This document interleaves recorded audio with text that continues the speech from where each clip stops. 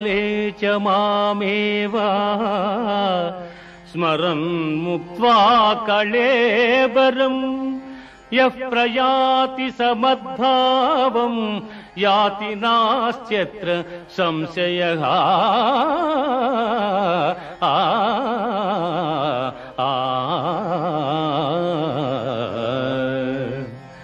ఎవడు అంచకాలమును నన్ను స్మరించు శరీరమును వదలుచున్నాడు వాడు నన్నే చెందుచున్నాడు.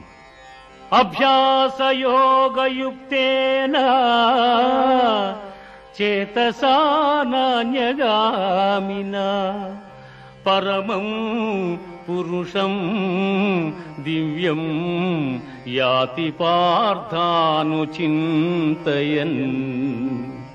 కవిం పురాణమనుశాసితారం అణోరణీయాం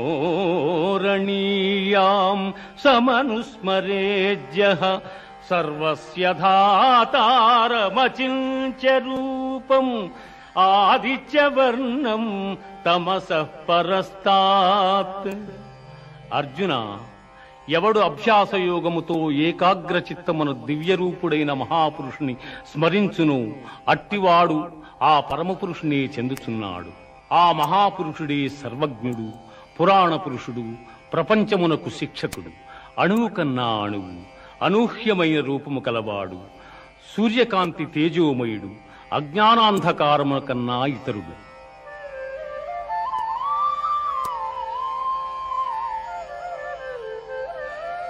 అవ్యక్తోక్షరయుక్తః తమాహుః పరమాంగతిం యం ప్రాప్య న నివర్తంతే తద్ధామ పరమం మమ.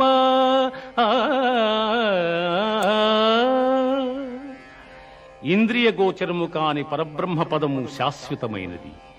పునర్జన్మరహితమైన ఆ ఉత్తమ పదమే పరమపదము.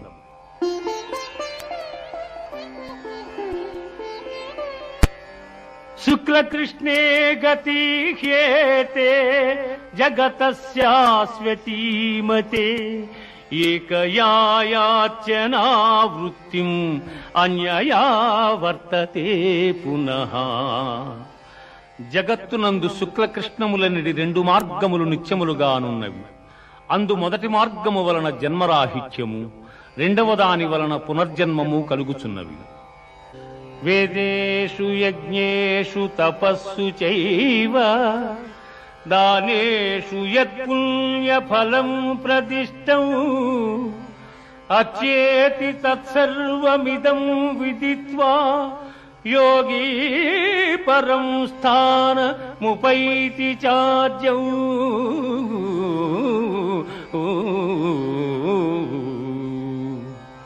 యోగి అయిన వాడు వేదాధ్యయనము వలన, యజ్ఞ తపోదానాదుల వలన కలుగు పుణ్యఫలమును ఆశింపక ఉత్తమమైన బ్రహ్మపదవిని పొందగలడు.